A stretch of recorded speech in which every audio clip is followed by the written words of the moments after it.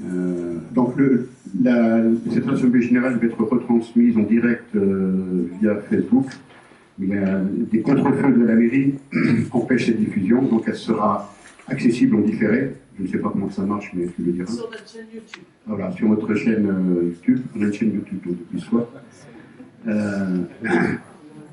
Le déroulement de l'AG, ça va aller très vite. Hein. Moi, je vais d'abord donner la parole à Odile, que je cherche des yeux. Elle est où? Un petit mot de... Puisqu'on est chez toi. Non, mais je parle assez fort, tout le monde va m'entendre. Je suis ravie de vous accueillir, d'autant plus très fière parce que je suis nouvellement élue.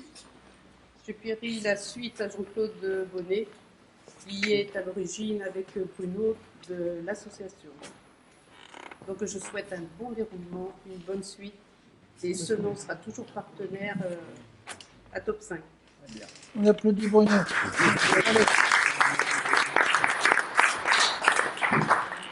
Merci Odile. Donc Odile, maire de Senon, hein, pour ceux qui n'ont pas encore repéré, nouvelle maire de Senon. Cet AG, vous en doutez, vous savez, se tient dans un contexte pour le moins particulier, hein, donc que le Covid se tient au mois d'octobre, alors que c'est l'Assemblée générale de 2019. Comme je le disais tout à l'heure au point presse, mais 2020 est déjà d'une actualité très riche.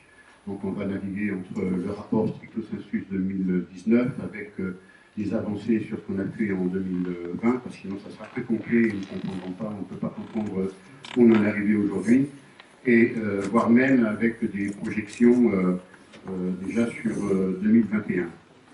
Et il ne peut pas en être autrement, parce que nos topeuses et nos topeurs, donc topeuses et topeurs, ce sont les membres de l'association Top 5, hein, et plus particulièrement les chevilles ouvrières de ce projet, dont vous verrez quelques têtes tout à l'heure pour le rapport d'activité.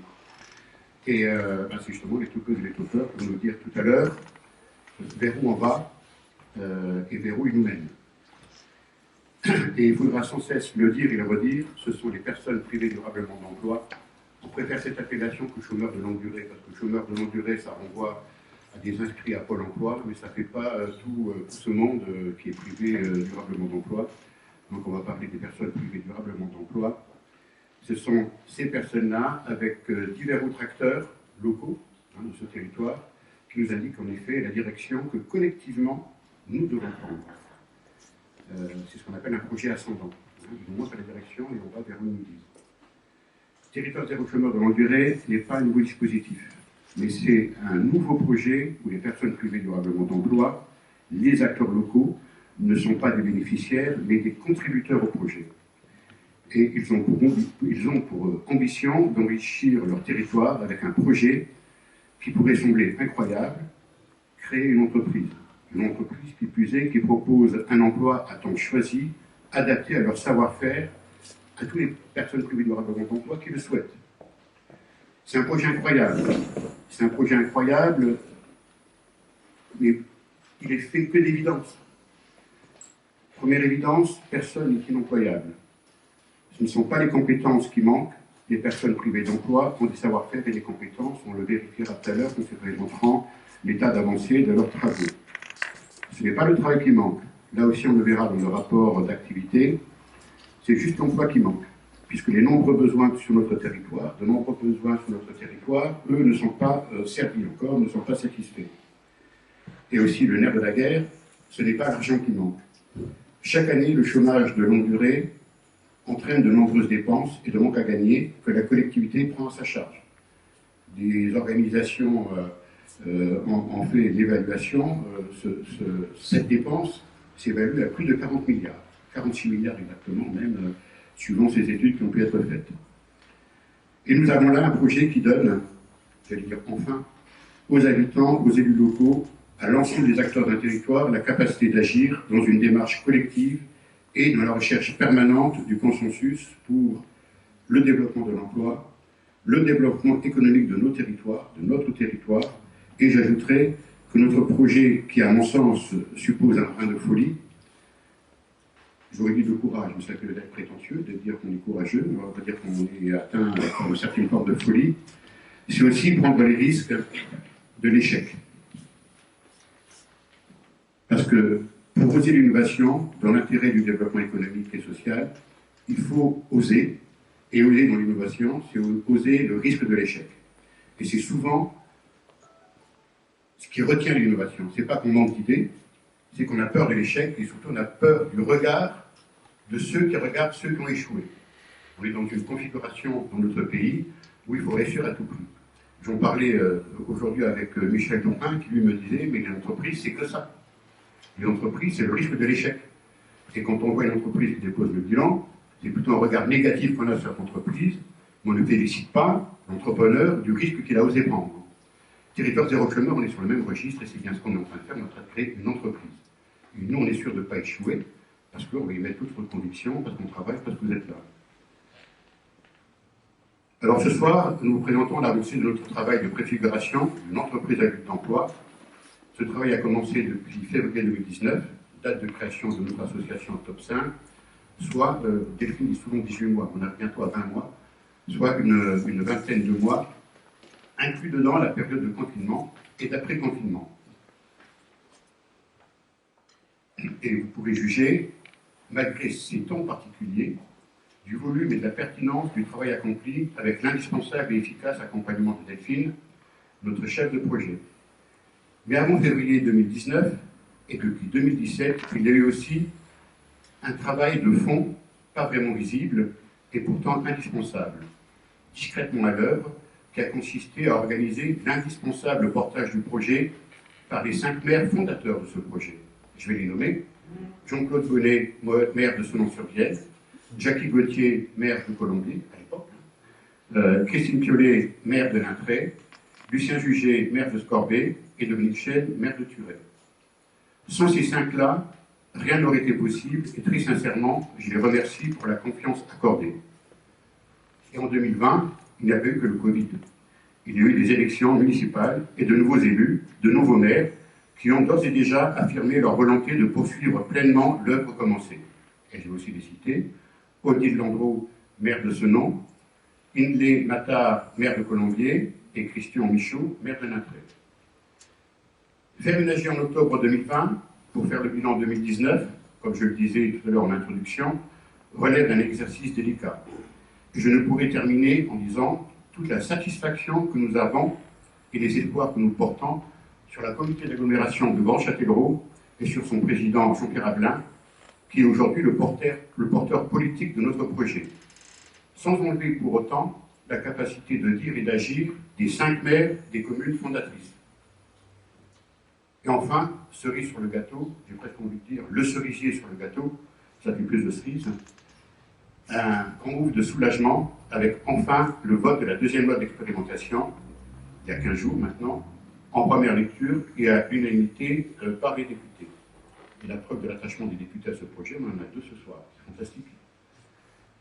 Et enfin, pour conclure, j'oserais un oxymore en affirmant que Territoire zéro chômeur est une utopie réaliste, dans le sens où le dit Théodore Monod, l'utopie n'est pas l'irréalisable, mais l'irréalisé.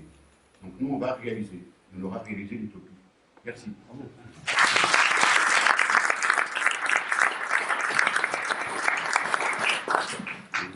Donc voici les points forts de ces 2 années, 2019 et 2020 déjà bien entamées. Mais ce qui a rythmé aussi tout ce temps, c'est tout ce qui s'est passé entre chaque événement, c'est-à-dire le travail continu et sans faille de l'équipe projet, mais j'en reparlerai un petit peu plus tard. Donc souvent, on nous demande, cette entreprise à but d'emploi, à qui elle s'adresse et combien de personnes elle a pour vocation d'embaucher. Donc pour cela, on s'appuie sur des chiffres.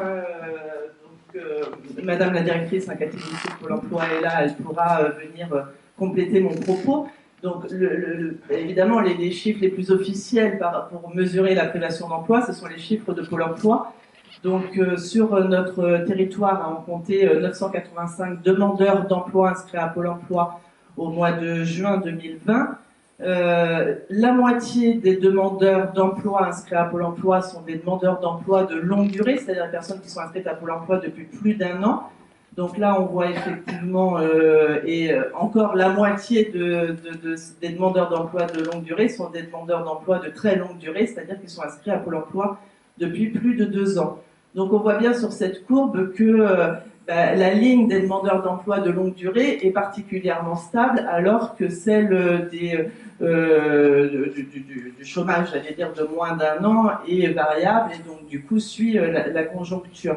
Donc nous, on s'adresse effectivement à une inscription de plus de des personnes qui sont privées d'emploi depuis plus de 12 mois, ce qu'on pourrait appeler du chômage structurel, et c'est là que le BE va intervenir, c'est en produisant de l'emploi supplémentaire, en partant du constat qu'il n'y a pas assez d'emplois sur le territoire pour tous. Donc une fois qu'on a les chiffres de Pôle emploi, nous, dans le public cible d'un territoire zéro chômeur de longue durée, ce ne sont pas que les personnes qui sont inscrites à Pôle emploi, parce que beaucoup de personnes ont renoncé et ne sont plus inscrites à Pôle emploi. Donc on va, quand on parle de personnes privées durablement d'emploi, donc là, ce sont toutes les personnes qui sont privées durablement d'emploi. En rouge, ce sont les personnes qui sont inscrites depuis moins d'1 an, donc ils ne concernent pas. En jaune, ce sont les personnes qui sont inscrites au chômage depuis plus d'1 an, mais qui ont eu une activité, qui ont travaillé pendant cette année, ce qui est le cas quand même régulièrement, et notamment sur notre bassin d'emploi, où il y a beaucoup d'intérimaires. Après, en bleu, les 180 personnes, ce sont des demandeurs d'emploi de longue durée, mais qui n'ont eu aucune activité sur la dernière année en cours.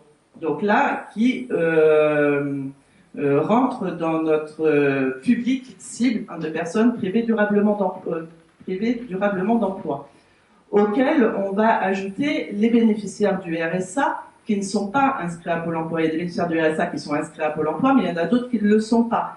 Donc on a fait la différence, et donc du coup, sur les 5 communes, il y aurait 170 bénéficiaires du RSA non inscrits à Pôle emploi. Et on a aussi sur notre territoire de 5 communes quand même la particularité d'avoir un grand nombre de gens du voyage résidentialisés, c'est-à-dire qui vivent sur le territoire toute l'année, donc selon la source de la DAPGV, donc du coup ça concernerait une centaine de personnes qui vivent sur le territoire, mais qui n'apparaissent pas dans les chiffres puisqu'elles ne sont pas domiciliées, elles n'ont pas leur adresse administrative sur notre territoire. Donc ça serait notre public cible. Donc une partie des personnes privées d'emploi qui ont eu une petite activité et le territoire décidera de qui sera éligible. Les personnes qui n'en ont pas eu, les gens du voyage qui seraient volontaires, les bénéficiaires du RSA qui seraient également volontaires, et là où c'est plus difficile à quantifier, c'est les invisibles. C'est les personnes qui sont dans aucun radar et qui ne sont pas connues administrativement des institutions. Donc si on regarde du coup la cible potentielle, on est à 200, 300, 470 personnes potentiellement concernées. Donc les 470 personnes, on peut partir du principe qu'elles seraient toutes volontaires. Dans ce cas-là, il faudrait déployer de l'activité pour 470 personnes. Au regard de ce qui s'est passé sur la première vague d'expérimentation, nous, on mise sur un objectif de 120 emplois. N'empêche, il faudra aller vers l'ensemble de ces personnes pour leur proposer le projet et de comprendre pourquoi elles seraient volontaires ou elles ne le seraient pas.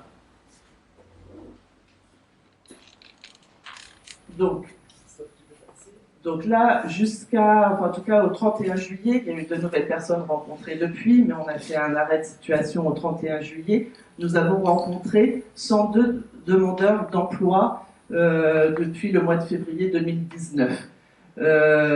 102 demandeurs d'emploi qui, à la fin de l'entretien, ont dit votre affaire, ça m'intéresse et je serai potentiellement volontaire.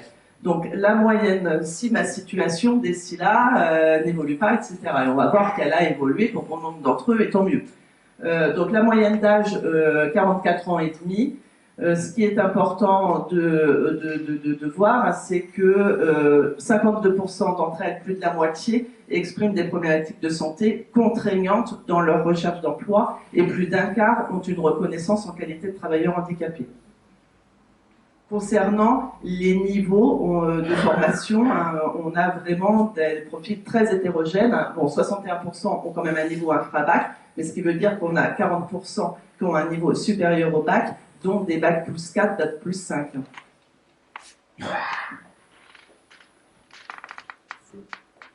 Donc, alors, sur ces 102 personnes rencontrées, il y en a un tiers qui est de retour en emploi ou en formation qualifiante, donc plusieurs personnes qui ont trouvé un CDI, et on peut s'en réjouir. Et j'en profite pour remercier Christian Cogent, le président de Mode d'Emploi 86, je ne sais pas où il est, mais je sais qu'il est là. Voilà, on travaille vraiment de concert avec Mode d'Emploi 86, et toutes les personnes qui sont sur une démarche active de recherche d'emploi, etc., sont accompagnées par Mode d'Emploi, et il y a eu effectivement plusieurs sorties positives de retour à l'emploi de personnes qui ont été rencontrées dans le cadre de Territoires zéro chômeur et qui après ont croisé le chemin Christian et de ses collègues associatifs. Il y en a 30% qui ont dit oui, je suis volontaire si ma situation me le permet, voilà, mais voilà, je n'ai pas forcément envie de contribuer, vous me rappellerez quand l'emploi il sera là, et voilà, c'est tout à fait aussi légitime. Il y a des personnes dont on n'a pas de nouvelles, mais qui se manifesteront certainement au moment où l'entreprise existera. Et il y en a plus de 30% qui sont impliqués de façon très active dans le projet. Et moi, je tiens aujourd'hui, et je vais leur laisser la parole très rapidement, vraiment à saluer le formidable travail qui a été réalisé depuis le début, depuis 20 mois, du coup, Monsieur le Président. Donc 30 personnes qui agissent bénévolement de façon très active et sans infléchir. C'est-à-dire que la mobilisation, elle est toujours aussi importante qu'au début. Si on convertissait ce temps bénévole en temps salarié, j'aurais une équipe de 3 ETP largement à mes côtés. C'est pour dire, voilà, vraiment le temps passé sur le projet, il est vraiment très important. On leur laisse le pouvoir d'agir. Et du coup, quand on laisse le pouvoir d'agir aux personnes sur leur devenir, et ben, ça donne des choses qui sont particulièrement remarquables. Bien sûr, il y a parfois des impatiences, surtout pour certaines, quand il s'agit à la fin du mois de remplir le frigo, eh bien, on peut se dire pourquoi ça avance pas aussi vite, on aimerait que ça aille plus vite maintenant que c'est lancé, etc. Mais il y a aussi des incompréhensions dans une dynamique de groupe, c'est pas toujours simple, des découragements, mais jamais ils n'ont perdu de vue l'objectif, celui de retrouver un emploi et d'un retour à une vie meilleure. Notre maître mot, ce qu'on se rappelle assez régulièrement, c'est nous avons le droit d'obtenir un emploi et nous avons le devoir de montrer qu'ensemble, nous allons y arriver. Bien sûr, ce qui les a occupés le plus jusqu'à aujourd'hui, c'est de définir les activités qui pourraient être déployées au sein de l'EBE, de les conceptualiser, d'identifier les besoins d'investissement, de mettre en parallèle les locaux susceptibles d'héberger ces activités, de capitaliser les appels à projets publics et privés qui pourront contribuer au financement des investissements. C'est un vrai travail de construction d'une entreprise qui se fait de façon collective. Il reste du travail encore à produire, le chemin il se rapproche, mais il est encore long. Et il faut aussi accepter qu'il y a beaucoup de choses qui ne dépendent pas que de l'équipe projet et que du coup c'est vraiment une dynamique très collective. Et on a vu notamment, là, de par la présence des acteurs ici et de communiqué de presse juste avant, l'importance du soutien politique qui est extrêmement encourageant pour avancer dans ce projet. Donc avant qu'on vous les présente là aujourd'hui, et sans forcément nous en rendre compte lorsqu'on a commencé à les élaborer, la notion d'utilité de ces activités pour le territoire et ses habitants est d'autant plus mise en exergue dans cette période de crise sanitaire, puisqu'ils viennent servir les véritables enjeux de transition écologique qui s'imposent à nous. Donc je vais pas vous en dire plus, je vais appeler Christelle, Françoise, Thibaut et Eric, qui ont été désignés porte-parole de chaque groupe d'activités et qui vont vous présenter les activités et le niveau de réflexion de là où on en est aujourd'hui.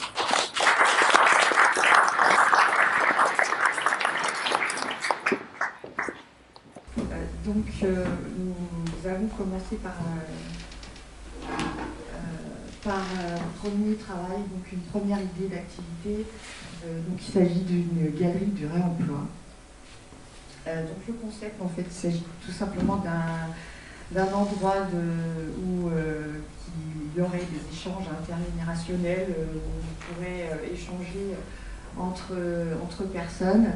Et puis partant d'un constat évident qu'il y a beaucoup de choses qui se jettent, qui sont gaspillées, mais on s'est dit qu'il y avait forcément des choses à faire avec. Et donc le projet nous a, partant de cette évidence, on a finalement réussi en partant sur 3 axes de travail bien particuliers. Le premier travail, l'atelier de valorisation et les espaces de commercialisation dédiés au réemploi, donc la recyclerie. Le deuxième axe est un espace d'animation et de sensibilisation au développement durable et à l'économie circulaire, donc par des animations diverses, je détaillerai tout à l'heure. Et puis finalement, donc le troisième axe, optimisation des filières de recyclage et l'intégration dans l'économie circulaire. Donc pour être plus clair, on a défini cette galerie du réemploi. Comme vous voyez, chaque losange représente une partie qui n'est absolument pas, on va dire, finalisée aujourd'hui. C'est pour citer des exemples, mais ça peut être redéfini par la suite. Donc notamment un premier espace qui serait une matériothèque. Donc dans celle-ci, dans celle-ci, on pourrait mettre à disposition des surplus de matériaux de chantier, particulièrement les professionnels, du petit outillage réparé et des services de location de matériel aussi également. Dans un deuxième espace, par exemple l'espace enfant, on a reconditionné des jeux de société, des jeux en bois, de la décoration, des vêtements qui pourront être... il y a aussi un partenariat qui est à redéfinir, mais je dois préciser avec Audacy et Emmaüs.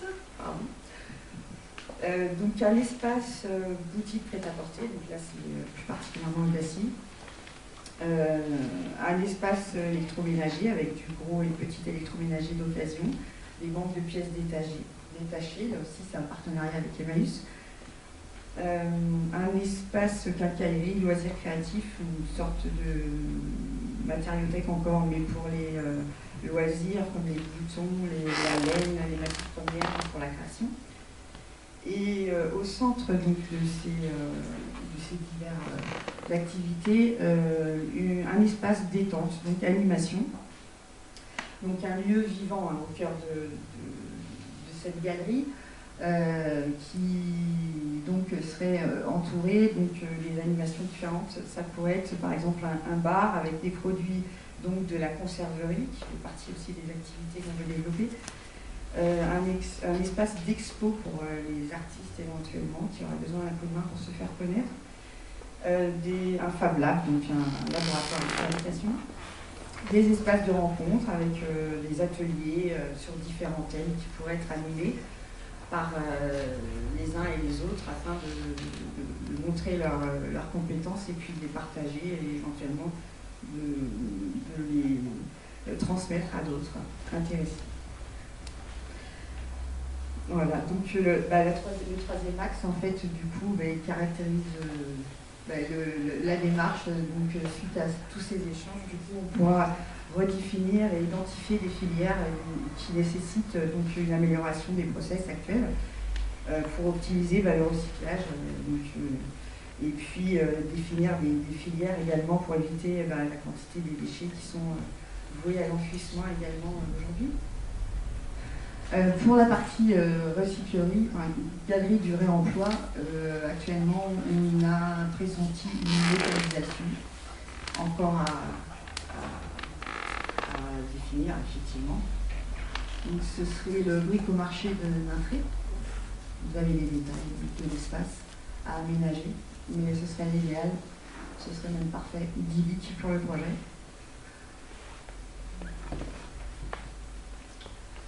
Voilà, je vais vous remercier et je vais transmettre la suite, le micro à Françoise qui va vous expliquer l'atelier, l'activité.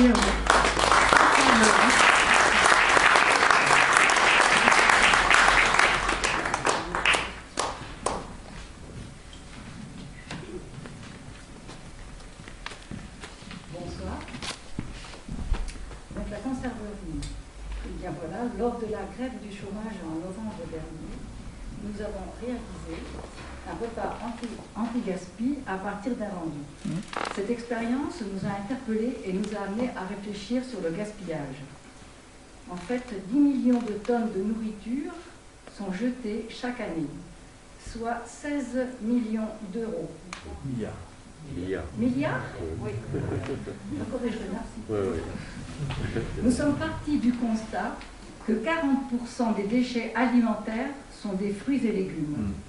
On s'est dit qu'il y avait des choses à faire face à ce fléau du gaspillage. Plusieurs initiatives de conserverie anti-gaspi ont déjà été créées. Notamment, Auchan a commencé en travaillant avec une structure d'insertion professionnelle près de Bordeaux pour valoriser leurs invendus. Pourquoi pas en créer une dans la Vienne? Par exemple, dans notre région, des centaines de tonnes de rebus de melons sont épandues dans les champs, ainsi que d'autres fruits et légumes, qui ne demandent qu'à être transformés. Pourquoi pas les transformer en ressources alimentaires et créer des emplois pérennes, car cette activité génère un grand besoin en main-d'œuvre. Plusieurs types de conservation sont envisagés. Le séchage, la stérilisation, les confitures, les pickles, les chutneys, entre autres. En créant un laboratoire de transformation de fruits et légumes, plantes sauvages et aromatiques, nous pourrons réinjecter dans l'économie locale une gamme alimentaire et innovante. En plus de récupérer et transformer ces déchets en ressources alimentaires, innover en introduisant dans les recettes des plantes sauvages.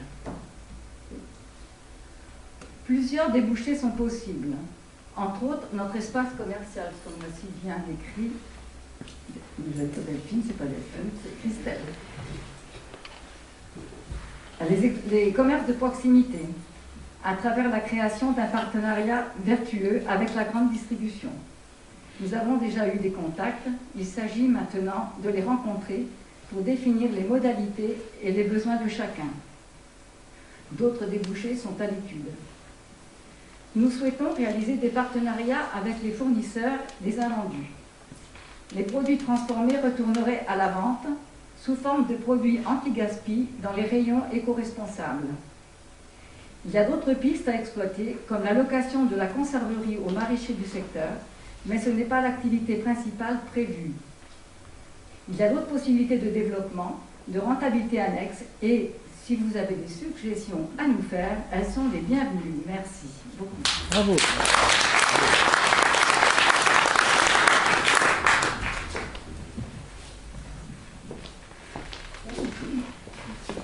Bonsoir tout le monde. Donc, je vais vous parler de la micro-ferme. Donc là aussi, c'est une activité qu'on a décidé de développer suite au constat qui n'est pas tout à fait nouveau, mais néanmoins toujours actuel, la nécessité de relocaliser la production alimentaire.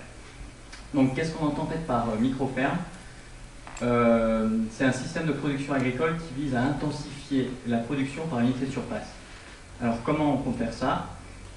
Bien sûr, via un recours important à la main-d'œuvre, c'est quand même l'objectif ultime de Top 5, via une diversification des productions, donc on ne cherche à pas mettre tous les œufs dans le même panier pour être exhaustif.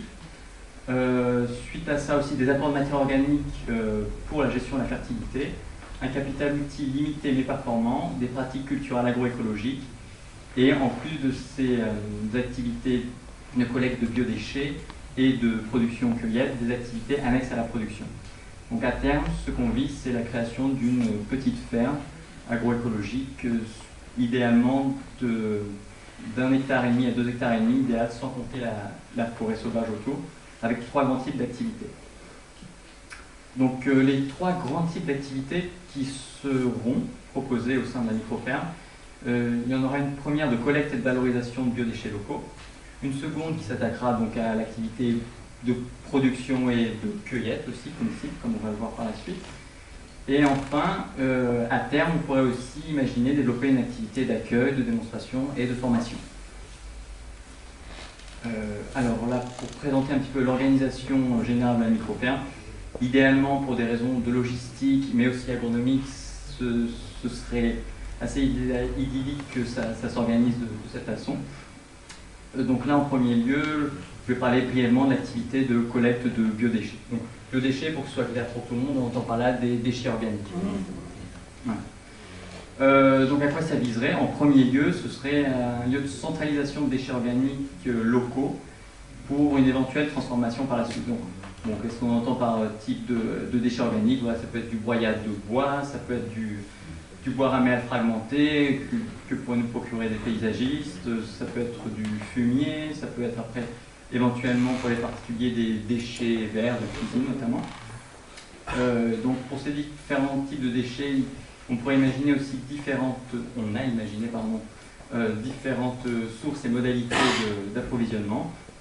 Donc ça, ce sont des exemples qui se font déjà. Donc, les paysagistes, évidemment, jardiniers pourraient venir nous déposer leurs déchets verts. On pourrait imaginer aussi, pourquoi pas le long de la piste cyclable, un transport de biodéchets de ville vers la microferme par un vélo. Et aussi à Lyon, une activité qui se fait, c'est la collecte de déchets organiques par des chevaux liquidés, donc pourquoi pas. Ça ajouterait une petite touche rustique. Donc la finalité de cette activité, c'est en premier lieu évidemment d'apporter la fertilité nécessaire pour les espaces productifs de la microferme. À terme aussi, si jamais les volumes et la logistique le permettaient, on pourrait imaginer un espace de transformation et de distribution, éventuellement de commercialisation des déchets organiques en compost ou autre. Voilà. On travaille aussi en partenariat avec une association Broyade du Poitou, là, qui est actuellement à Ligugé, donc on est à Ligugé, et voilà, on espère monter avec un espace de collecte et de distribution de broyats pour les quotidiens en particulier. Voilà, donc la partie productive, à proprement parler, de cueillette. Donc qu'est-ce qu'on entend par là? Donc différents types d'activités. Donc on cherche évidemment à diversifier les productions, mais comme vous l'avez vu, on se place quand même sur des petites surfaces, la taille de la ferme 1,5 hectare à 2,5 hectares. Donc on cherche des valeurs à forte valeur ajoutée à l'hectare, donc pour pouvoir créer des emplois. Donc du safran, avec la production et le conditionnement de safran à destination de la conserverie que Françoise vient de présenter. On pourrait aussi imaginer, la vente à un groupe de safraniers avec lesquels on est en contact. Ensuite, une activité de maraîchage plus classique, bio-intensif. En gros, c'est cultiver sur de très petites surfaces, en rang très serré, des cultures qui s'y prêtent pour créer, encore une fois, beaucoup de valeur ajoutée à la surface. Donc ça peut être des fruits et des légumes annuels classiques, anciens, et on souhaite se concentrer la première année notamment sur les aromatiques en lien avec la conserverie, pour ajouter donc encore une fois plus de valeur ajoutée à nos produits. Juste un petit détail, oui, sur le schéma, tu peux revenir à l'organisation générale du début, le schéma, juste celle d'avant, ouais. Du coup voilà, là, je viens de présenter le safran, le maraîchage. Tout ça, ce sera englobé au sein d'une forêt-jardin. Donc là, maintenant, qu'est-ce qu'on entend par une forêt-jardin? Voilà, donc, voilà, parce que c'est un concept qui peut paraître un petit peu exotique, donc qui nous vient d'Angleterre, mais avant tout, en fait, des petits paysans des pays du Sud aussi. En quoi ça consiste? Ça consiste en des cultures étagées d'espèces vivaces de fruits, de fleurs, de feuilles, de racines et de champignons comestibles. Donc là aussi, ce serait à destination de la conserverie, éventuellement de la restauration, soit de l'EBE pour les toppers, ou collective aussi, qui est en demande, pour des produits bio notamment. Aussi un espace de visite et la mise en place de paniers solidaires pour les membres de l'EBE ou d'autres personnes en demande qui ont des contraintes financières particulières. Voilà, donc pour illustrer un petit peu mon propos, des cultures étagées avec des espèces de canopées. La strate, on a voilà, des couches, la strate, si vous voulez, de végétation la plus haute, sur laquelle montent des lianes, voilà, des ikiwa, des vignes. À la strate encore d'en dessous, là, on a des arbustes avec plein de petits fruitiers, voilà, des goji, des groseilliers à macro, je crois que c'est, oui, c'est ça, des caseilles aussi. Des espèces de couvre-sol, ensuite avec des fraisiers sauvages, qu'est-ce qu'on a mis là, de la menthe, et puis j'ai oublié le dernier, désolé. Et ensuite, mais aussi, ça va même sous terre avec avec des tubercules, avec de la crone du Japon, mais aussi de la réglisse, éventuellement. Voilà. Donc ensuite, la dernière activité qui pourrait aussi s'avérer lucrative, en ce qu'elle ne demande pas de travail concernant la partie de production, ni de charge. En fait, il suffit de se déplacer et puis d'aller cueillir dans les endroits, évidemment, qui sont suffisamment pourvus pour permettre une rentabilité de cette activité. Donc voilà, cueillette de fruits et de feuilles sauvages comestibles à destination de la conserverie, voire en vente directe. Donc là, vous voyez des glands, des noix, des châtaignes, des mûres, des merises, même de l'ail des ours, des orties aussi, qui sont malheureusement peut-être pas assez mangés par les Français, mais c'est très bon, hein, enfin, on vous l'assure. Voilà pour cette deuxième activité de production, à proprement parler. Est-ce que oui, c'est à peu près clair pour tout le monde? Ouais, ok. Donc, première activité, on achemine les déchets. Deuxième activité, on produit ou on cueille.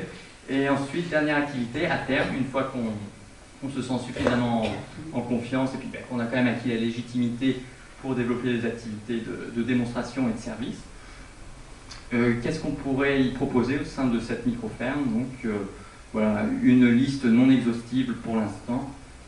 Voilà, on pourrait imaginer des sorties plantes sauvages, des cours d'introduction à l'agroécologie, mais aussi des cours de gestion de biodéchets, des visites de la forêt-jardin, qui sont des espaces qui sont quand même relativement très esthétiques en fait. Démonstration de prototypes, séchoirs solaires, en association éventuellement avec le groupe de la galerie du réemploi. On pourrait aussi éventuellement proposer une activité de broyage de déchets verts pour les riverains. Pourquoi pas aussi à terme des formations pour les particuliers. Voilà, bon, bah là, c'est un bref résumé, mais je ne sais pas si ça vaut vraiment la peine. Très brièvement, 3 grands types d'activités à destination de différents publics, en fait, public et cotisants, restauration, panier solidaire et enseigne locale. Comment? Donc, au risque de me répéter, un travail manuel, 0 déchet, donc on cherche vraiment à diminuer les charges au minimum. Diversité de production, pas d'intrants de synthèse, on se place sur une petite échelle et sur des petites surfaces, en faisant appel à des principes d'agroécologie. Les points forts d'un tel système de production, ce serait qu'il soit pourvoyeur d'emploi, dans un premier temps évidemment, avec peu de charges, une diversité de production et d'activité, mais aussi d'étalement sur toute l'année de toute cette production. Un écoulement de la production sécurisée avec l'ensemble des débouchés qui ont été identifiés jusque-là. Et c'est en même temps, évidemment, une activité qui est intégrée dans le BE, en lien avec la conserverie et puis la champignonnière dont Eric va parler par la suite. Et même sur le territoire, si jamais on imaginait venir en aide aux maraîchers locaux pour l'approvisionnement de la restauration locale en fruits et légumes bio. Voilà pour moi, je vais m'arrêter ici. Merci de votre attention.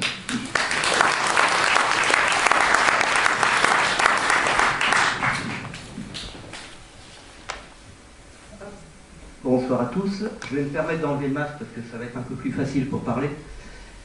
Voilà, donc moi je vais vous parler de la champignonnière. Alors la champignonnière, c'est un projet qui a été initié depuis quelque temps déjà sur la commune de Scorbé-Clairvaux, puisqu'on s'est rendu compte qu'il y avait déjà une activité qui existait sur la région, hein, notamment en Scorbé, Thuré, où il y avait déjà des caves.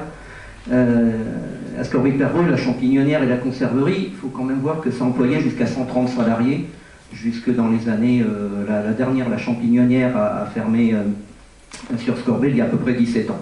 Donc vous voyez, c'est des activités qui ne sont pas très très anciennes non plus. Et donc, si vous voulez, on avait un projet avec la mairie de Scorbé, puisque au pied du donjon, alors je ne sais pas si vous connaissez un peu, on a un super château féodal sur le Haut-Clairvaux, et donc à proximité, eh bien, il y avait une ancienne exploitation justement de champignons, avec une cave donc fermée depuis 17 ans, avec, alors les chiffres ne sont pas tout à fait justes, mais on a un peu plus de 2 hectares de galeries, et un bâtiment de stockage qui est juste, on le voit là sur la photo, là, qui est juste annexé et donc qui est encore, je dirais, après quelques travaux, qui pourraient être réutilisables dans un futur projet. La mairie de Scorbé avait, je dirais, cette ambition d'acquérir ce terrain et cette cave Alors, bonne nouvelle, ça y est, Monsieur Jugel nous a confirmé ça tout à l'heure, la cave a été achetée par la mairie de Scorbé, et donc on va pouvoir avoir accès à... on va pouvoir travailler un peu plus sereinement et puis envisager cette activité de façon plus positive. Donc voilà, donc le patrimoine historique, c'était un château féodal, donc il y a pas mal de choses. Il faut savoir que on va faire une production de champignons en cave. Actuellement, la production de champignons, elle se fait plutôt en gare, des choses comme ça. Donc on vise une qualité quand même. Donc voilà. Il faut savoir que dans le secteur, il n'y a plus du tout de producteurs de champignons. Donc on va relancer une activité économique. On a énormément de demandes pour l'instant. Il n'y a pas de concurrence locale. On va répondre aux besoins locaux de champignons frais. Il faut savoir qu'en 30 ans, la production a baissé en défaveur de la qualité plus que par rapport à la quantité. Donc voilà, on veut repartir sur ce créneau, quoi. Et en même temps, valoriser le secteur aussi du tourisme, puisque on va être sur un circuit touristique local. Donc on va faire un mix des deux, un peu de champignons et un peu de tourisme. Voilà, la production qui est envisagée, ça sera tout simple, ça sera du champignon de Paris et puis des pleurotes. Alors en vente directe, circuit court, on va limiter les frais de transport, tout ça. Gamme de champignons coupés, surgelés, donc en collaboration toujours, puisqu'on travaille en circuit interne, avec la conserverie directement. Et donc voilà, ça va être, on va tourner en circuit avec les autres activités. Et bien, il n'y aura pas de déchets puisque le compost, tout ce qui va être réutilisé là, une fois que les champignons seront poussés, et bien tout ça, ça sera réinjecté dans le circuit puisque ça repartira sur le maraîchage où ça pourra être utilisé après ou vendu auprès des maraîchers ou auprès des particuliers. Donc ça, c'est des pistes qu'on est en train de creuser. Et voilà, donc il y aura zéro déchet finalement, et tout sera réutilisé. Le processus, ça a été une question inquiétante parce que bon, c'est très compliqué de faire pousser du champignon, notamment le substrat. Il y a des contraintes techniques, de l'hygiène, de la pasteurisation. Donc nous, on a trouvé une solution toute simple, c'est qu'on va travailler avec la centrale compostage de Roiffet. L'avantage, c'est que c'est juste à côté de chez nous, donc on va limiter les coûts de transport. Et donc on va acheter des blocs tout simplement pré-ensemencés, où on aura juste à mettre un peu de terre, surveiller, arroser, et puis voilà, donc ça va nous limiter les risques. Il faut savoir qu'on est aidé quand même dans notre projet par un ancien champignoniste, donc on a un support quand même, on ne part pas à l'aveuglette, on part avec quand même un professionnel qui nous aide, donc on aura quand même un appui technique. Voilà, donc nous, notre rôle, ça va simplement se situer sur du gobetage, de la cueillette et de la surveillance, voilà, et de la commercialisation. Voilà, ça va être un peu les grandes phases de ce projet. On peut passer après, oui, éventuellement. C'est bon, voilà. Donc c'est une activité qui va se mettre en place. Voilà, on attend parce qu'il va y avoir des travaux. Bien sûr, la cave a été fermée pendant de nombreuses années, donc il va falloir qu'on regarde un peu après refaire des investissements très certainement. Et tout ça, ça va nous permettre de travailler sereinement. Voilà, je vous remercie. Bravo.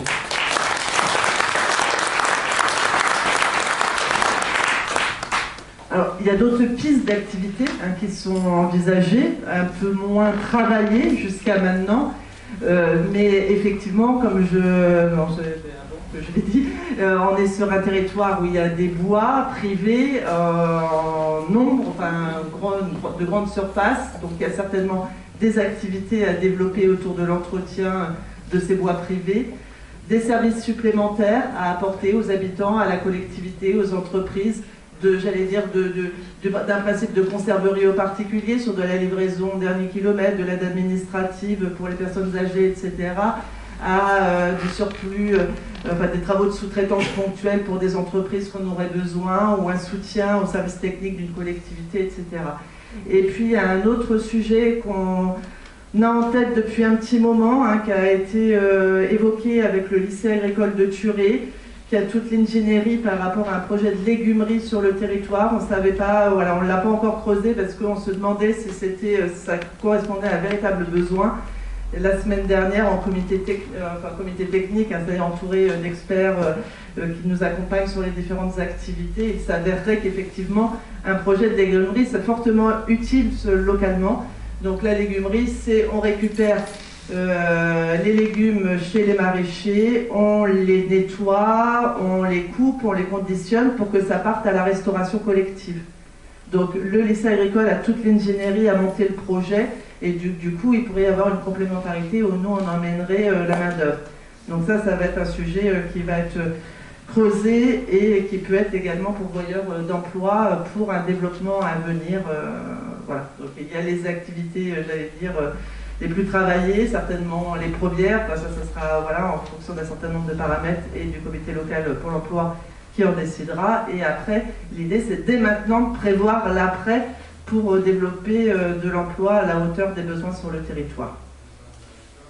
Donc voilà, on va s'arrêter là pour le rapport d'activité. Vous avez émargé à l'accueil, vous êtes adhérent ou partenaire, etc. On vous enverra l'idée au vu des contraintes sanitaires, mais aussi pour des raisons écologiques. Hein, on ne vous a pas imprimé le document, mais il vous sera envoyé. Donc voilà, donc là aussi, merci à l'EDC. Et j'en profite pour saluer la mémoire d'Éric Meunier. On a évoqué Bruno Sully, etc. Mais une des chevilles ouvrières qui nous a beaucoup aidé, la preuve avec tout ce qui s'est fait à partir de l'école de deuxième chance, c'est Éric, hein, qui est décédé au mois de mars et qui était un des grands promoteurs de ce projet Territoire Zéro Chômage. On procède au vote, Monsieur le Président ? Oui, donc on va les prendre un par un. Donc, le rapport d'activité, en fait, c'était les diapos. Après le reste, c'était où on est aujourd'hui en 2020, donc on le votera l'année prochaine. On essaiera de faire une version un peu renouvelée pour pas que ça fasse répétition. Donc, si quelqu'un demande sur l'ensemble des votes à bulletin secret, on est équipé. Donc Dominique Chêne veut un vote à bulletin secret. Donc le rapport d'activité. Qui est pour? J'ai bien les jets positifs, d'habitude on ne le dit pas. Bon, on a le quorum, hein, tu as vérifié. Oui, on a le quorum, oui, c'est bon. Pour confirmer Jean-Pierre, oui. Qui est contre? Qui s'abstient? Donc à l'unanimité. Le rapport financier présenté par Dominique. Qui est pour? Qui est contre? Qui s'abstient? Le BP 2020, il faut aussi le voter, même si on est beaucoup là. Qui est pour? Qui est contre? Qui s'abstient? Et le rapport moral. Non, le rapport moral, c'était pas un rapport moral. J'aime pas cette histoire de rapport moral. Le rapport moral, c'est ce qu'ont fait les auteurs et les auteuses. Là, c'est ça, leur engagement qu'ils ont eu. Moi, j'ai pas fait un rapport moral. Donc, on va procéder au renouvellement du conseil d'administration par tiers sortant. Normalement, il devrait y avoir un tirage, mais on n'a pas eu à le faire parce qu'il y a eu des démissions. Donc ça fait pile poil le nombre de postes à renouveler. Donc, il y a 6 postes à renouveler. Et les candidatures 2020 qu'on a reçues avec la date limite qui était fixée au... Il n'y a pas eu d'acte de candidature, Jean-Pierre? Donc on a bien 6 candidatures, 6 nouvelles candidatures. Voilà, on a 6 candidatures. Donc, mission locale, est-ce que les masques, oui. Julien, il n'est pas là. Il est là, non? Non, il n'est pas là. Mission locale, il n'est pas là. Il devait nous suivre en... Ah oui, là qui devait nous suivre en... Et il attendra demain. Donc le directeur de la mission locale représentera la mission locale. Après, il y a Dominique Boulet. Il est là. Il est là. Tu te présentes 2 minutes.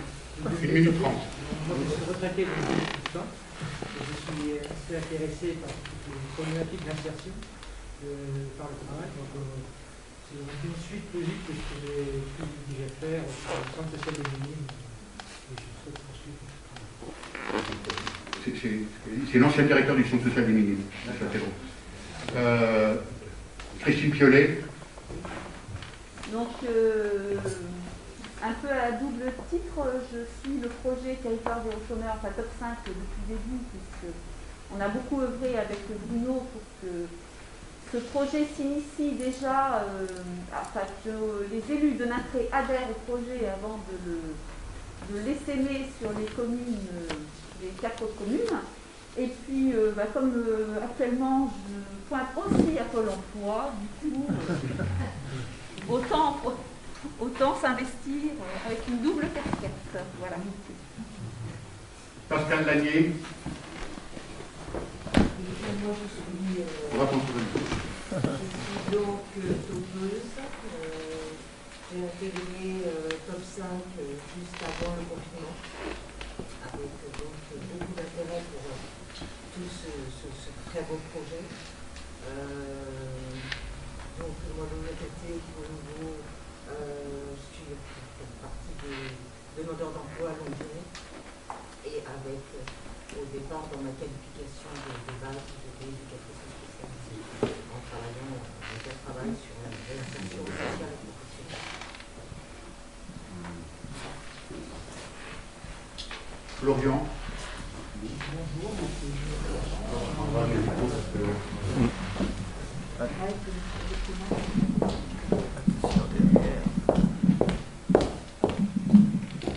Bonjour, donc moi c'est Bruno Florian, tuteur depuis le début du projet, mais vraiment investi dans le projet depuis la sortie du confinement. Je suis hors territoire,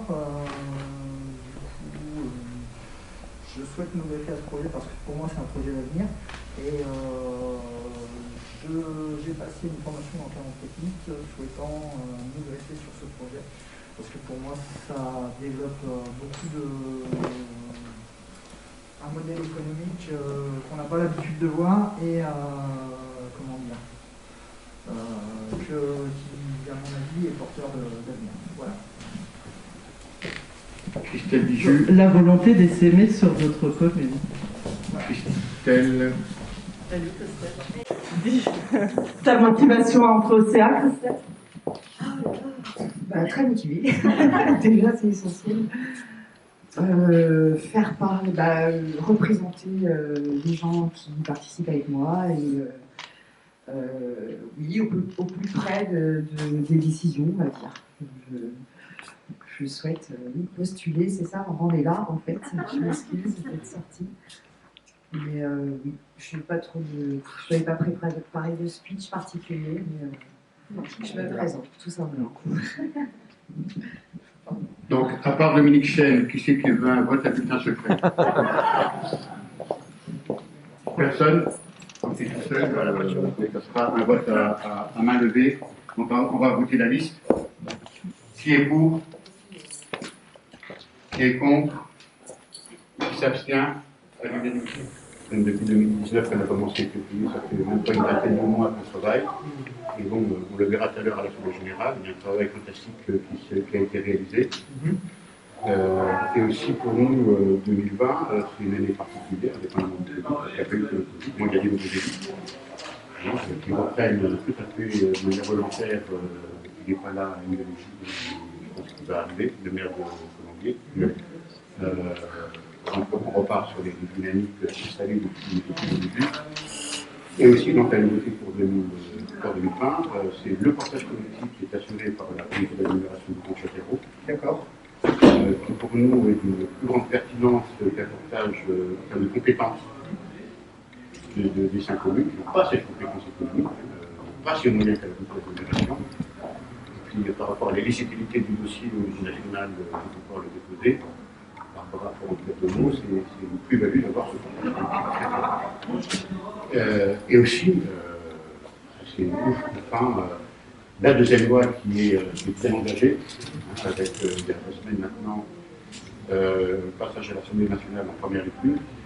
Il y a tout ce qui seront au Sénat, commission mixte, deuxième lecture. En gros, d'ici la fin de l'année. En gros, d'ici la fin de l'année, on aura la loi, voire même le décret. Donc voilà, autant de nouveautés. Donc nous, les topeuses et les topeurs, ici, là-bas, on fait un travail. Moi, je n'imaginais pas au départ, ça peut être aussi productif, pertinent et de qualité. Ils travaillent à la création d'une entreprise. Ils ont vraiment les compétences de faire. On peut pas suivre un rapport d'activité, hein, parce que sinon. Donc voilà, on est vraiment à un moment charnière. Donc c'est l'Assemblée générale de 2019. Mais avec ces contretemps, ce temps un peu dispersés pendant la Covid, on est obligé de parler de cette actualité. Et les topeuses et topeurs sont vraiment projetés sur l'avenir. Là, je parle encore de 2020, elles et eux sont déjà 2021, voire au-delà. Ils attendaient ça avec impatience et les parlementaires arrivent, donc je le redis, que ce vote de la première loi, enfin en première lecture du projet de loi, c'est une bouffée d'air et d'encouragement inestimable, mais pour en dire deux mots les uns et les autres. Hein.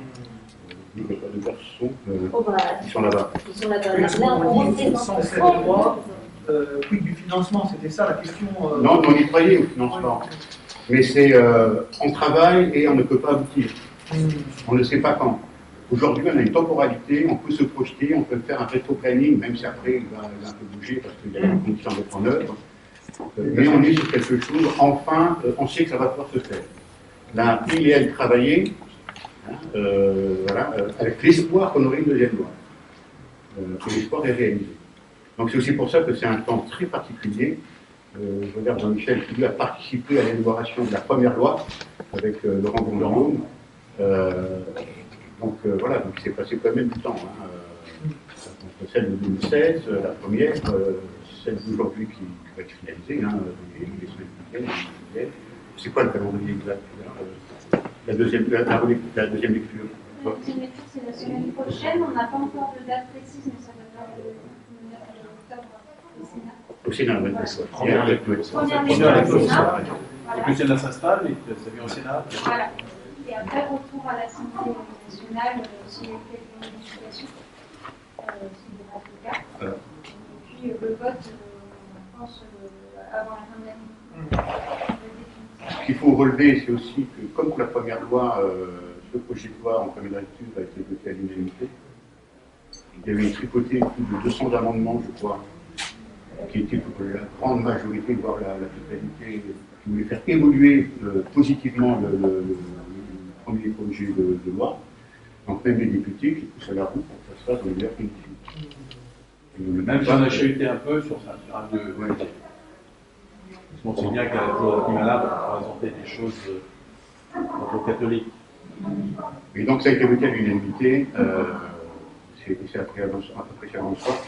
Et c'est encore une fois le signe que c'est vraiment un projet qui traverse tous les courants politiques.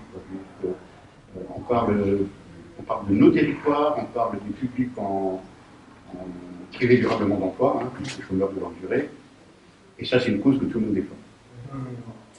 Donc voilà, moi je ne peux pas en faire plus long, mais les uns et les autres, donc tu as ici donc, les parlementaires, tu as Michel Drouin, vice-président en charge d'économie d'Allo, qui sera président du comité local pour l'emploi et l'emploi stratégique de validation des projets, des activités, etc., avec l'ensemble des partenaires. C'est un gros machin, on est 20 à 25, combien on est. Voilà, donc tous les acteurs locaux, les chambres consulaires, les syndicats, salariés, employeurs, etc. Les acteurs locaux, les associations, les demandeurs d'emploi, comme ça. Les maires, qui nous donnent une représentation. C'est l'AGLO qui porte le projet, et c'est l'AGLO qui, à ce titre-là, préside le comité local pour l'emploi. L'AGLO est aussi présente au sein de l'association Top5. Là, ça sera l'autre vice-président en charge de l'économie sociale, Thierry Sibert, qui siège pour une modification des statuts qui a rentré la petite agglomération de la administration en tant que membre de droit. Mais l'AGLO est représenté sur toutes ses compétences. Ce qu'on peut peut-être préciser, parce que effectivement la GIE va venir en support, elle va encadrer, elle va avoir les moyens, mais à la base, ce qui fait le succès des projets, comme ça peut faire à Moléon, c'est que c'est des acteurs locaux qui le voient. Il ne faut pas que ça soit une descente politique d'un élu puissant qui dit je veux avoir mon territoire zéro chômeur. Là, ça ne marche pas quand c'est comme ça. Il faut que ça vienne. Les 5 communes qui l'ont porté, au début, c'était un petit peu ramé dans le désert. Et donc, vous avez mobilisé des gens, il faut que ça vienne d'une demande du terrain. Et c'est pour ça qu'il y a la communication nationale qui est une chose, mais sur le territoire, il y a des très très bons projets. Il y en a quelques-uns qui sonnent un peu plus creux parce que c'est justement en communication politique, je veux faire territoire d'un chemin. Donc c'est vraiment important et c'était très bien que ce soit des communes autour de Châtellerault qui les portaient. Pardon ? Vous parlez de celui de Poitiers, c'est ça ? Non, je ne parle pas de celui de Poitiers, mais celui de Châtellerault, il est vraiment dans l'esprit. Moi, je ne suis pas dans ceux qui ont accompagné la première expérimentation. J'ai lu Moléon et j'ai alerté sur le fait que Moléon était l'avantage et l'inconvénient. L'avantage, c'est parce que ça marche très bien, et l'inconvénient, c'est que, comme il marche très bien, on a l'impression que tous les territoires zéro chômeur marchent aussi bien. Moléon est particulièrement bon. Voilà. Et donc, je suppose que bientôt, ils seront doublés par le top 5 de Châtelet-Rodin, mais ça fait top 1. Voilà. Mais il faut vraiment qu'il y ait cette volonté locale. Si c'est un truc politique qui est collé... C'est vrai que c'est un projet, il y a des mots un peu magiques, mais c'est un projet ascendant. Il se construit à la base, ce n'est pas un projet descendant. Il y a un cadre général qui précise quoi, comment, pourquoi, et ensuite ce sont les topos et les topeurs qui construisent. Il n'y a personne qui donne des consignes, que ça, que ci, etc. Et c'est obligatoire, puisque les recrutements se font en fonction des compétences. Des demandeurs d'emploi comme chez nous, des personnes prévues d'emploi. Donc elles travaillent en fonction de ce qu'elles sont et de ce qu'elles font. Elles ne sont pas sur plus des polyvalences, etc. Mais ça, c'est après la formation, parce qu'on ne reste pas sur les acquis qu'on a aujourd'hui, on peut évoluer, et ceux qui le souhaitent pourront évoluer. Mais c'est un projet ascendant.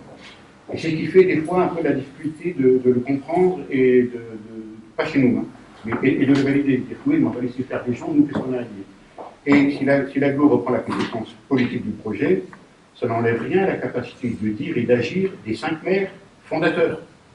C'est pas parce qu'il y a du renouvellement que c'est plus des maires fondateurs, mais c'est 5 mairies, 5 collectivités fondatrices. Le schéma justement des 5, porté par l'aglo aujourd'hui, demain, il reste le schéma A5 demain, même si c'est l'aglo, c'est 47 quelque part. Après, ça va être un nouveau projet sur oui, non, mais en tout cas, ce projet-là. Je crois que l'aglo, au-delà du portage politique, quand même l'affichage essentiel effectivement d'appui à ce projet, c'est toute sa logistique qui est la même. C'est la logistique en particulier économique, parce que ce que je disais, c'est que finalement, on assiste à la création d'une entreprise. Ni plus ni moins. C'est une entreprise avec un objectif de 120 emplois CDI qui plus est.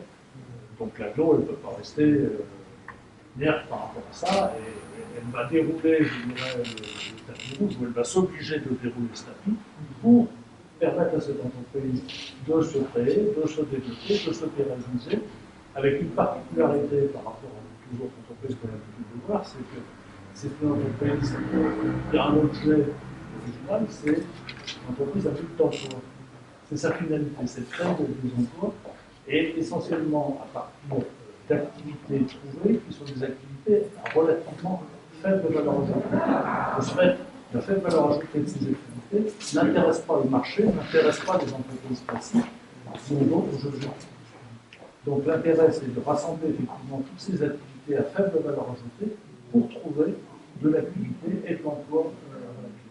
Alors, je remercie un peu les 5 maires qui sont à l'initiative de ce projet et qui ont été animés finalement par Bruno Sully, qui était porteur de l'INSA.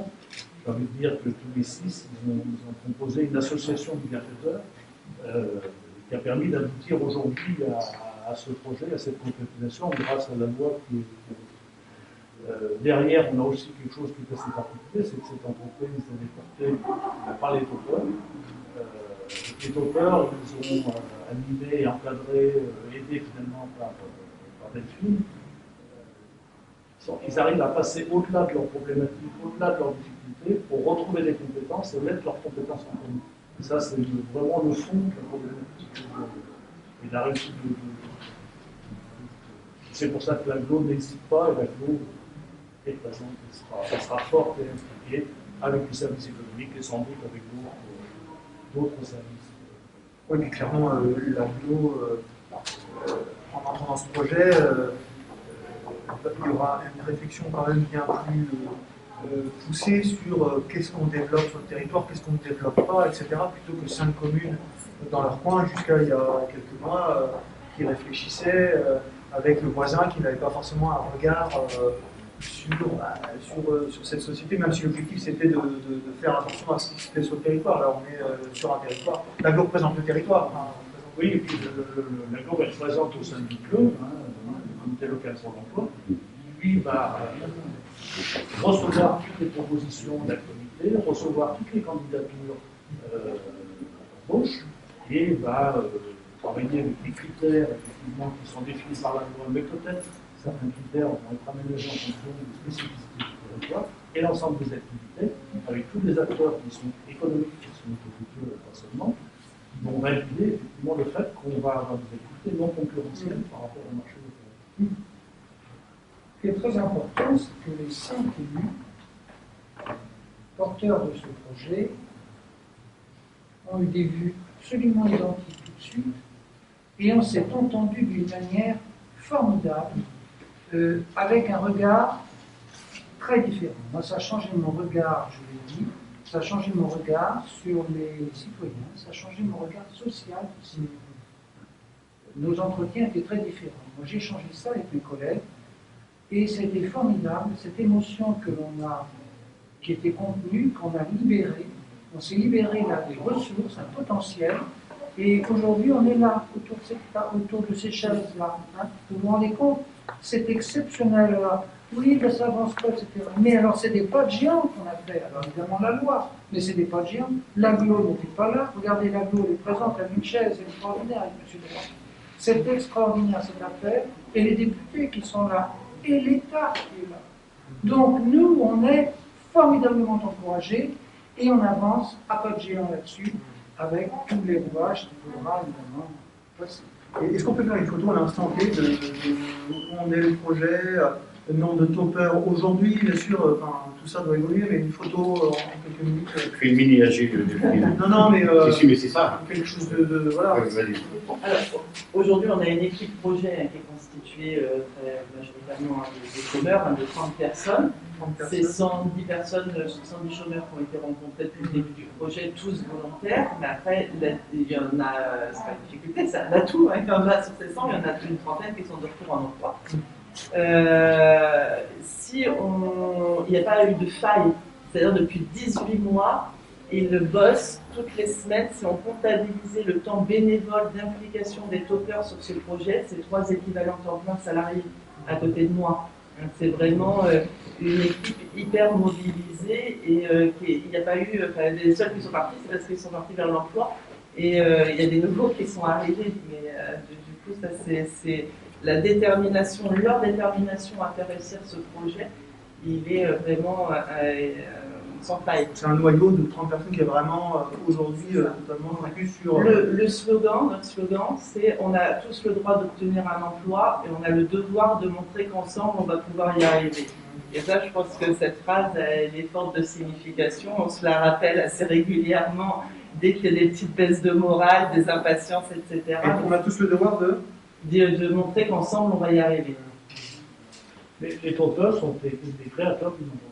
Ah oui, bien sûr. C'est les acteurs, c'est eux.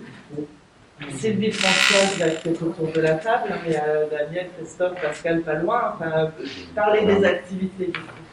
Et on a trouvé au moins 4 activités pour le moment. Nous avons fait 4 projets, dont des champignonnières. N'hésitez pas, vous savez, derrière il y a le bruit qui. Une champignonnière. Champignon, ouais. Une conserverie. D'accord. Une recyclerie. Enfin, une recyclerie. Pas vraiment une recyclerie, plutôt un tiers-lieu dans lequel on est en train d'innover au niveau de. Comment dire, il y a effectivement de recyclerie, aussi une maternothèque, comment dire, on appelle ça, des artistes qui viennent. Enfin, c'est vraiment un vrai beau projet que moi je ne sais pas vous parler, mais ma collègue. Non, mais c'est très bien. Et puis une conserverie anti-gaspi. Champignonnière, conserverie, recyclerie. Et la ferme. Et la micro-ferme. Micro-ferme. Enfin, une micro-ferme, c'est encore un projet encore plus mieux qu'une micro-ferme. C'est avec une forêt nourricière. Voilà. C'est vraiment plus des projets innovants dans l'air du temps sur lesquels on est tous très intéressés. Ce qu'on avait vu pour Léon, tout ce qui est autour du recyclage, de l'environnement. Il y aura aussi le recyclage, mais pas que ceci, la revalorisation, faire des choses plus jolies avec ce qu'on aura récupéré, etc. Ce sont que des activités, on n'en prenait pas conscience au début. Là, en cette période de crise celle qu'on vit actuellement, ce sont que des activités qui démontrent encore plus leur utilité aujourd'hui en termes d'enjeux par rapport à la transition écologique, aux services de proximité, à l'alimentation en circuit court. On s'inscrit vraiment dans ces nouveaux enjeux sociétaux, même s'ils ne sont peut-être pas nouveaux, mais ils sont mis en exergue en ce moment. Et c'est vrai que tout au départ, on n'avait pas forcément, on n'était pas parti sur ces activités en se disant elles vont présenter un enjeu pour demain. Oui, je pense qu'on les a trouvés au fur et à mesure de notre engagement sur des choses, pour travailler quelque chose, on se dit ah tiens ça, on n'y avait pas pensé. Bon, moi je connais aussi la conserverie, mais c'est parce qu'on a fait la grève du chômage l'année dernière. Avec, par exemple, ce sont les maraîchers du coin, les points de distribution qui nous ont donné un tas d'invendus. On s'est rendu compte qu'il y avait un grand gaspillage. Donc, ce gaspillage, qu'est-ce qu'on peut faire, etc. Et toutes les démarches, que ce soit la conserverie, la conserverie, la championnière, viennent de constatations comme ça. Donc, de choses existantes dans lesquelles on essaie de faire mieux. C'est-à-dire qu'aujourd'hui, ces 4 projets, on peut en avoir plus. Alors, il y en a un autre qui est c'est un gros projet, mais qui, je pense, sera plus facilement conceptualisable quand le BE sera là, c'est toutes les notions de services, donc d'apporter des services supplémentaires, que ce soit aux particuliers, aux entreprises ou aux collectivités. Alors, services aux particuliers, c'est par exemple, on est sur un territoire où il y a un grand domaine forestier privé, où les propriétaires n'entretiennent pas, donc on peut proposer des services d'entretien des voies, ça peut être des services tels que en lien avec les services à la personne, de la livraison, un service de conciergerie pour les particuliers. Pour les entreprises, ça peut être des travaux ponctuels de sous-traitance. Pour la collectivité, c'est pareil, une surcharge d'activité ou un nouveau projet où les services techniques ont besoin d'un renfort. On pourrait, voilà. Je rebondis encore sur la le territoire zéro chômeur, ce n'est pas un dispositif, c'est un projet. C'est un projet où les personnes qui ont d'emploi ne sont pas des bénéficiaires, mais des contributeurs.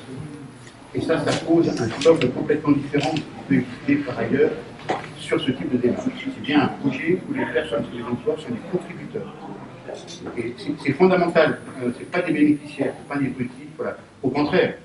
C'est tous ceux qui étaient bénéficiaires d'allocations, etc., c'est ces moyens-là qui seront convertis pour financer ces postes-là. C'est une approche qui est différente.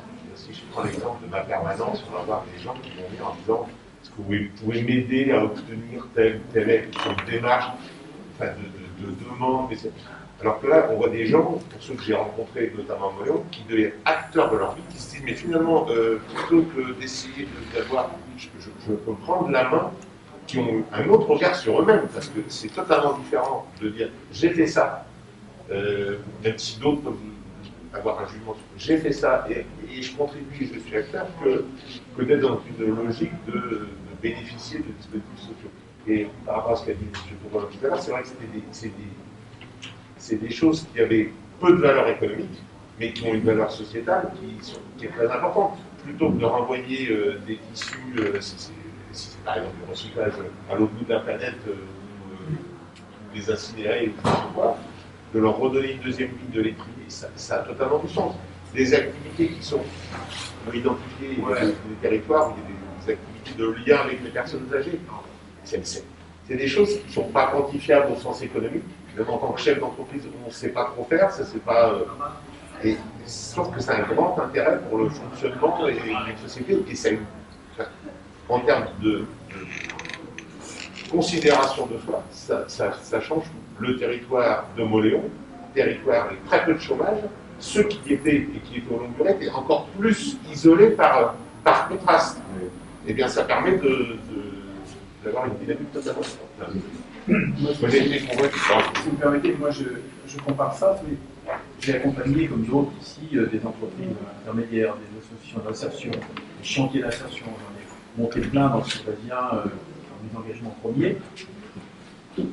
J'ai présidé un pays où on avait 36 salariés en insertion, en chantier d'insertion. Quand on regarde comment on s'y prend, en fait, on a de l'activité, on a de l'argent, mais on ne les a jamais contribué eux-mêmes par rapport à ce qu'ils sont capables d'apporter. On essaie de trouver des chantiers, on essaie de trouver des activités, mais ça ne correspond pas, absolument pas aux attentes. Ils ne sont pas contributeurs à ce projet. C'est complètement différent. C'est pour ça que les entreprises d'insertion ne sont pas du tout concurrentes de ces opérations-là. Ce n'est pas du tout la même approche. Et ça, une fois que les gens ils ont compris, Je crois que ça, c'est plus important. Et le deuxième élément nouveau, et ceux qui ont réussi dans la première loi, ce sont ceux qui se sont appuyés sur là où il y avait des comités de bassin d'emploi. C'est quand même à faire. Il y a une habitude de travail, des entreprises, des collectivités qui bossent ensemble, des syndicats avec des patronats, etc. Et là, ce qui est nouveau, c'est que c'est l'émergence d'activités nouvelles. C'est-à-dire qu'on n'avait pas de loi sur le gaspillage alimentaire. On en a une. On n'avait pas de loi sur l'économie circulaire. On en a une. On a, aujourd'hui, on parle des services qui sont peut-être pas marchands. Et les services qui ne sont pas marchands ne sont pas comptabilisés dans le PIB. Je pense qu'un petit jour, il faudra prendre comment on crée de la richesse, comment socialement ces gens-là sont mesurés, sont pris en compte par la société. C'est pas parce qu'ils participent à une chaîne de valeur qu'ils n'ont pas eux-mêmes de la valeur. C'est ça qu'il faut arriver à comprendre. Et c'est pour ça, en ce sens-là, que la démarche territoire zéro chômeur, évidemment, elle est ascendante. Elle ne peut pas être autrement. Et non seulement elle est ascendante, mais elle prend en compte l'individu pour ce qu'il est, par rapport à ce qu'il peut apporter. Mais des fois, il apporte des choses qui sont pas du tout éclairantes ni éclairées. Donc c'est ça aussi, on joue dans les deux sens. Quoi. C'est pour ça que c'est super intéressant. Janeiro, c'est un terrain fertile pour ça. Moi, j'avais essayé d'en monter un dans d'autres régions de la Vienne, de la circonscription. C'est un échec. Parce qu'il n'y a pas eu de prise, parce qu'on n'a pas on a bien des clubs d'entreprise, mais ils ne sont pas encore arrivés à ce stade-là. On n'a pas de partenaires sociaux qui sont suffisamment preneurs. On n'a pas la salle d'emploi à la base qui permet cette émergence-là. Puis, les élus qui vont parler. On a déjà les chantiers d'action, on a déjà les entreprises intermédiaires. On a déjà ça, mais c'est autre chose. Donc, c'est vraiment autre chose. Donc, là, quand on voit que ça ne marche pas, il ne faut pas le faire. C'est pour ça qu'ici, j'ai comparé Montmorillon, il ne faut pas le citer, et Châtellerault, pas photo, quoi. Quand je dis ça, je ne dénigre pas Montmorillon, je dis, c'est pas vrai, ils ne sont pas vrais. C'est le débat. Dans l'ordre d'arrivée de ceux qui sont arrivés, là, donc, Ingele Mata, président, le maire de Colombier, président de l'AGLO par ailleurs, Cyril Sider, vice-président de l'AGLO, dans l'ordre d'arrivée, dans l'ordre d'arrivée, et Jean-Pierre Adin, président de la collaboration de Grand Châtellerault. Je voulais juste rajouter, c'est que nous, le projet, ce sont les maires, effectivement, qui se sont rassemblés pour constater notamment sur notre territoire. Et nous, en tant que chômeurs, on nous a invités effectivement à une réunion, et c'est de cette réunion qui est partie toute la dynamique, parce que les prix là-dessus viennent de cher. Mais je veux dire, quelque part, on avait eu, on n'avait pas de structure, mais on a été encouragés. Et c'était, même si on ne savait pas où on allait, finalement, ça nous ouvre à un tas de choses dont on ne savait même pas qu'on y arriverait. Et c'est ça qui est intéressant.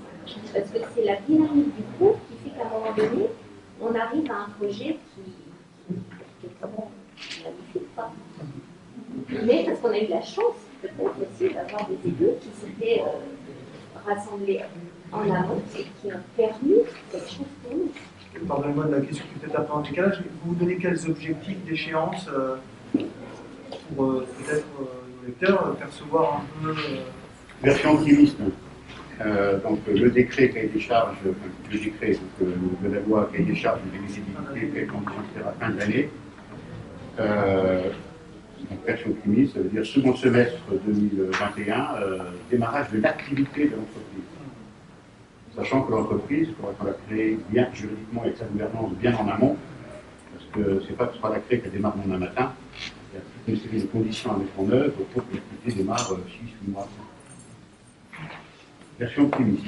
Mais on peut l'accepter d'une partie des activités, c'est ça, on ne fait pas des lois avec 120 personnes. Non, ce ne sera pas 120 le premier semestre, le deuxième semestre. Et 120, c'est notre objectif. Oui, mais l'objectif à terme, c'est d'embaucher toutes les personnes volontaires. Donc peut-être qu'avec la crise, on devra développer encore plus d'activités. Et quand je dis version optimiste, c'est tout le fonctionnement du projet. Donc on n'avance pas avec le pied sur le frein. Ça ne veut pas dire qu'on fait un angélisme et que voilà, on prend n'importe quel risque, de toute façon c'est pas un problème. On mesure tous les risques mais on y va avec cette volonté et cette conviction de réussir parce que c'est le bon projet. Et puis, si nous, Lucien disait qu'on a continué à travailler ensemble, même s'il y a eu des changements, on n'avait pas le droit de ne pas aller jusqu'au bout, parce que les toppers, c'est eux qui poussaient. Et ça, c'est une richesse. C'est-à-dire que nous, l'idée, elle est à l'image de ce soir, que tous les partenaires ont tout de suite dit oui, on s'est retrouvés, et puis on n'a jamais eu de doute sur la réussite, et au niveau national, puis au niveau de notre territoire. Ça, c'est intéressant. C'est peut-être un des points sur lesquels je pense qu'il faut porter l'attention. Aujourd'hui, on est là, enfin, ça a été dit, c'est un projet. Il y a 2 ans, ce n'était pas un projet, c'était un défi. C'est-à-dire qu'il y avait une intention, d'abord parce que le dispositif avait été placé sous les fonds baptismaux d'une première vague. Il y avait une volonté, totalement locale. Il y avait un chantier, mais pour y parvenir, il fallait construire quelque chose. Je pense que l'enjeu, c'est incroyable. Hein, il y a 2 choses qui sont incroyables. Je pense qu'il suffit de regarder aujourd'hui le nombre de personnes présentes sur le général et les institutions qui sont représentées. Et l'autre chose qui était peut-être encore plus, c'était les 150 à 200 personnes qui étaient dans la salle à Natré en février 2019. C'est-à-dire que c'était un défi qui avait été présenté, qui commençait à émerger comme un projet. Il y avait une capacité de fédérer qui montrait qu'il y avait une attente forte, et qui montrait aussi que les prémices de ce qui allait être mis en œuvre étaient déjà solides. Je pense qu'aujourd'hui, on ne peut pas imaginer un seul instant que ce projet, tel qu'il est construit aujourd'hui, avec toutes celles et ceux qui sont autour, ne puisse pas aboutir. C'est pas possible. Je pense qu'il n'y a personne qui l'imagine un seul instant. Et ça, vraiment pour rendre hommage à celles et ceux qui ont, de manière, laborieuse, vraiment, se sentir la force, mais ça montre aussi l'ancrage dans le temps. C'est-à-dire qu'aujourd'hui, aller sortir un projet en disant c'est bien, il y a une deuxième loi qui vient, l'objectif c'est que dans 3 mois on puisse sortir quelque chose, on en verrait bien les limites très vite. C'est-à-dire qu'au final, le fait de ne pas avoir suffisamment de visibilité rapidement, de temps en temps, je sais que ça a été source un peu d'inquiétude, des choses qui ne sortaient pas, on a discuté beaucoup avec des en particulier, et au final, ça a constitué probablement une force supplémentaire de ce projet, parce que la preuve, c'est que ça tient. Il tient dans le temps, y compris avec des phases opérationnelles qui ne se dessinaient pas très vite. Et la plupart du temps, c'est à ce moment-là qu'on voit les failles du projet. Donc, vraiment, je pense que c'est l'un des principaux enseignements à tirer qui fait la force de ce qui a été demandé. Une question toute bête, mais... Excusez-moi, parce que ça me fait...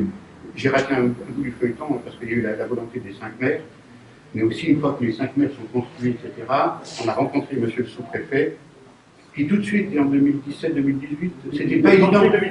Voilà, c'était pas évident. Tout de suite nous a soutenus. Donc ça veut dire 5 maires qui partent, l'État qui nous soutient, parce que c'est l'État que le sous-préfet nous soutient, on avait vu la directeur tout le monde suivi pour l'emploi. C'est aussi fondamental dans la réussite de ce projet-là. Je veux dire que c'est un partenaire indispensable, et vous m'en excuserez, j'ai oublié de vous citer dans mes... voilà. Et juste pour terminer, dans l'ordre d'arrivée, Benoît Coquelet, vice-président du conseil départemental, en charge de l'emploi, de l'insertion, de je ne sais plus quoi. Juste une précision quand même, la loi, c'est la fin de l'année on suppose, il n'y a pas marqué dans cette loi Châtellerault, comment on est sûr, comment on est sûr que ce projet-là va rentrer dans... Barbara, je te laisse dans la version officielle. Moi, je peux expliquer comment ça va se passer, mais je ne vais pas répondre à la question. Non, comment ça va se passer, oui. Comment ça va se passer. Donc, une fois qu'elle sera votée, on aura évidemment un décret qui va être publié et un appel à projet qui va être dit également et qui va lister les critères de ce qui peut être attendu pour pouvoir déposer une candidature. Sachant qu'on est sur un appel à projet où il y a une attente forte d'un degré de préparation du territoire. Quand il va candidater, le territoire ne va pas présenter des intentions, il va vraiment présenter le travail effectué, comme c'est le cas là, avec presque comme objectif de pouvoir ouvrir l'entreprise à but d'emploi une fois le territoire habilité. Donc, il y a un peu, Et à ce titre-là, en gros, on est mieux préparé qu'ailleurs, c'est ça? Je crois pas. Non, mais il faut absolument pas une validation par le ministère du Travail, enfin, comme si, parce qu'autrement, ça va être le jeu d'un certain. Ce qui était le cas pour la première fois. La qualité du projet, monsieur le sous-préfet l'a dit, c'est d'autant que c'était pas sûr, ils l'ont d'autant mieux préparé, parce qu'il y avait quand même cette incertitude, ce n'est pas lieu, ils l'ont d'autant mieux préparé. Et aujourd'hui, c'est territoire zéro chômeur national qui sera le mieux à même de voir les territoires pour lesquels le projet sonne juste et Châtellerault sonne très juste. Voilà. Là, il y aura un cahier des charges, et il faut bien à ce cahier des charges. Il y a eu un travail de... Alors, juste une petite précision quand même, l'association Territoire zéro chômeur longue durée nationale n'est pas l'association qui va recevoir les candidatures et se prononcer dessus. Nous accompagnons toutes les dynamiques. Et en fait, c'est une autre association qui est le Fonds d'expérimentation ETCLD qui va recevoir ces candidatures et juger en fait du degré de maturité des territoires. Président Premier Gallois. Non, mais si on peut résumer, oui, il faut un projet qui soit juste et effectivement le projet ici est très bien avancé pour répondre à ça. Non, c'est déjà des critères à gros coefficients, mais ce n'est pas de coefficient, c'est le portage politique. Donc, Monsieur le Président, donc on a évoqué... J'allais parler de... Le chèque que vous avez peut-être détenu, là, tu vas me le donner après. Non, c'est le portage politique, c'est pour ça... Je ne suis pas venu tout seul. On a l'AIO et les 5 communes, donc c'est fort, quoi. Après, c'est des trucs très concrets, hein, c'est les locaux. On ne va pas dire que je suis candidat à l'activité, une galerie, une recyclerie, mais je ne sais pas où vous allez faire, voilà. Après, c'est le travail qui a été fait en amont, hein, donc ce qu'on n'arrête pas de dire, hein, ce projet ascendant, comment il se construit, les compétences des personnes de d'emploi, comment elles sont mises sur le tapis, comment elles sont satisfaites, comment elles sont satisfaites. Le comité local pour l'emploi, fondamental, sa composition, son fonctionnement. Voilà, on sait que ces 3-4 gros critères, cela après, ça sera plus dans les marges, mais on est sur des financements, qui c'est qui va financer, avec qui, comment, quoi. C'est le socle, c'est le vrai socle. Voilà, parce que je vais faire un petit mot, parce que j'ai été sollicité. Pour dire simplement qu'au niveau de l'aglo, si on a autant de vice-présidents autour de nous, c'est qu'il y a une volonté politique de l'aglo de porter ce projet, en tout cas sur un projet collectif. Là-dessus, il n'y a aucun doute, et je pense que la présence des uns et des autres est là pour le confirmer. Donc après, on va voir comment tout ça se goupille et s'agence. Mais il y a une volonté politique forte, en tout cas, de l'agglomération de projet d'ensemble. Ce qu'on peut rajouter comme critère de qualité des projets portés localement, c'est quand même, on peut citer quand même le nom de Bruno Sully, parce qu'il intègre la philosophie. Ça, c'est le premier atout. Des fois, on parle des pères fondateurs, ici on peut parler des maires fondateurs, donc, comme on est dans une société maintenant où les choses, les critères sont plus les mêmes, donc on parle des maires fondateurs, mais Bruno, dans l'interpellation des uns et des autres, il a pleinement intégré la philosophie. Et donc, je pense que c'est aussi un élément, il a emmené des gens qui sont pleinement convaincus, mais des fois, il faut citer les noms. Je crois que c'est quand même un élément majeur dans le fait qu'il faut qu'il y ait un porteur, il faut qu'il y ait une graine quand on parle d'agriculture. Je me rappelle qu'il est venu au département avec le maire de Saint-Denis, vous savez. Et tout de suite, il nous a demandé 10 000 € et ça a été adopté. D'ailleurs, il est tombé demain. 10 000 € chaque année demain. Bien, c'est bien, comment a été laissé sur le On peut peut-être continuer des échanges devant la salle. Juste rapidement, je voudrais rebondir sur ce que vous avez tout à l'heure. C'est vrai qu'effectivement, quand on voit toutes les collectivités réunies ce soir autour de ce projet et annoncer que la région Nouvelle-Aquitaine, c'est pas une annonce comme ça, j'ai bien pris toutes les informations avant auprès de mes collègues et du président de la région. On va se joindre à ce beau projet pour vous accompagner. Donc, déjà dans ce financement, je vous mets en relation également avec les chargés de mission qui vont gérer ce dossier-là. Et ce qui est important de savoir, c'est que la région Nouvelle-Aquitaine va participer à ce beau projet. Donc, je pense qu'à chaque fois, tout le monde autour de la table, sur des projets comme celui-ci, c'est une volonté politique qui est partagée par tout le monde.